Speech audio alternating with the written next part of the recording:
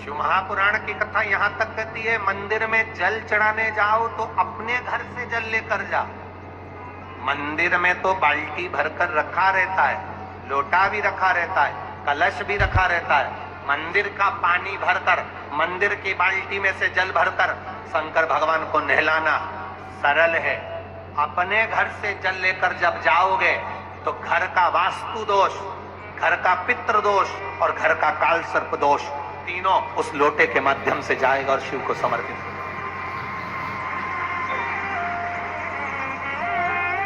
आज फिर निवेदन करूंगा, इस नेपाल देश की पावन धरा से डोलेश्वर महादेव की कथा में निवेदन करना चाहूंगा। जो बेटा बेटी नौकरी के लिए अप्लाई कर रहे हैं, जो बेटा बेटी चाहे सरकारी नौकरी हो, प्राइवेट नौकरी हो, सर्विस के लिए अप्लाई कर रहे हैं, उन बेटा बेटियों से निवेदन है, दुर्वा शिव जी को समर्पित कर कर केवल दूध जानते हो ना, दुर्वा सब जानते हैं। दुर्वा जो माला पिनाई थी उसमें बहुत सारी लगी थी, पढ़ी है यहाँ, बताना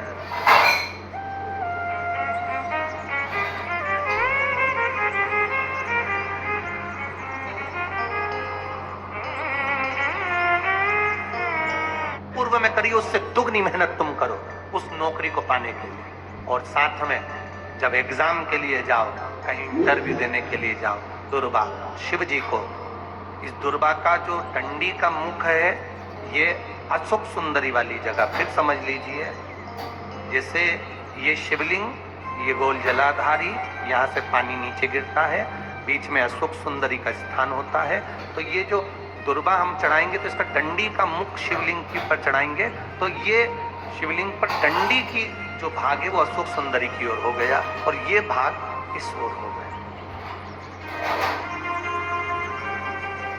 शिव जी को समर्पित कर कर पहले दुर्वा चढ़ाएंगे, उसके बाद में देवाधिदेव महादेव को एक लोटा जल जो तुम घर से लेकर गए हो वो समर्पित करो।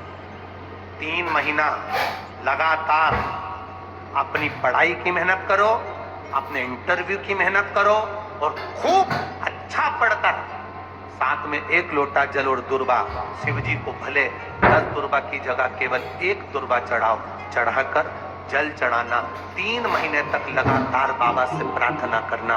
विश्वास करता है अगला पत्र तुम्हारा व्यासपीठ पर होगा, नौकरी निश्चित है। आप करो मेहनत, कर्म करने में पीछे मत हटना, पढ़ने में पीछे मत हटना, विद्याध्ययन करने में पीछे मत हटना, अच्छी एजुकेशन पाने में पीछे मत हटना। पहले मेहनत अपनी करो। पूर्व में जो इंटरव्यू दिए हैं उसमें जितनी कमी रह गई, अगली कमी को पूर्ण करने के लिए अच्छी मेहनत करो, खूब पढ़ो, खूब अच्छे से विद्याध्ययन, और फिर बाबा पर समर्पित होकर जाओ, बाबा पर विश्वास कर कर जाओ, भरोसा पूरा कर कर जाना। इंटरव्यू देते समय अपना विल पावर मजबूत होना चाहिए कि मेरे साथ मेरा काल अधिपति महाकाल है, अब निकल कर मानो। हम दुकान खोलते हैं, कपड़े की दुकान खोल रहे हैं, किराने की दुकान खोल रहे हैं, लोहे की दुकान खोल रहे हैं, भंगार की दुकान खोल रहे हैं, किराना की दुकान खोल रहा है, पान की दुकान खोल रहा है। हम दुकान खोलते हैं पर दुकान खोलने से पहले तुम्हारे 2 मन हो जाते हैं, चलेगी कि नहीं चलेगी, खोल तो लूंगी, चलेगी कि नहीं चलेगी। जिस दिन तुम दुकान खोलो 1 महीने पहले, 2 महीने पहले, 3 महीने पहले बाबा को दुर्वा चढ़ाकर एक लोटा जल चढ़ाकर नियम बनाकर जाना, 3 महीने बाद मैं दुकान खोल रही हूँ, 2 महीने बाद मैं दुकान खोल रही हूँ और मेरा विश्वास कहता है दुकान चलेगी। जिस दिन तुमने विचार कर लिया कि दुकान चलेगी कि नहीं चलेगी तो वो नहीं चलेगी। जिस दिन तुमने विचार कर लिया कि दुकान खोल रही हूँ, मेहनत करूंगी, दिल से करूंगी, भले मेरे पास ज्यादा माल नहीं है, जितना माल खरीद के लाऊंगी उतना बेच कर बताऊंगी क्योंकि मेरे साथ काल अधिपति महाकाल है, तो वो चलेगी। विश्वास दृढ़ करो, भरोसा पक्का करो। जिस दिन तुम्हारा विश्वास दृढ़ हो गया उस दिन तुम विजय हो गए, उस दिन तुम आनंदता में हो गए। बच्चों का विल पावर कमजोर हो रहा है, दोस्त कह देते हैं सीए की पढ़ाई बहुत कठिन है, इंजीनियरिंग की पढ़ाई बहुत कठिन है, डॉक्टर की पढ़ाई बहुत कठिन है।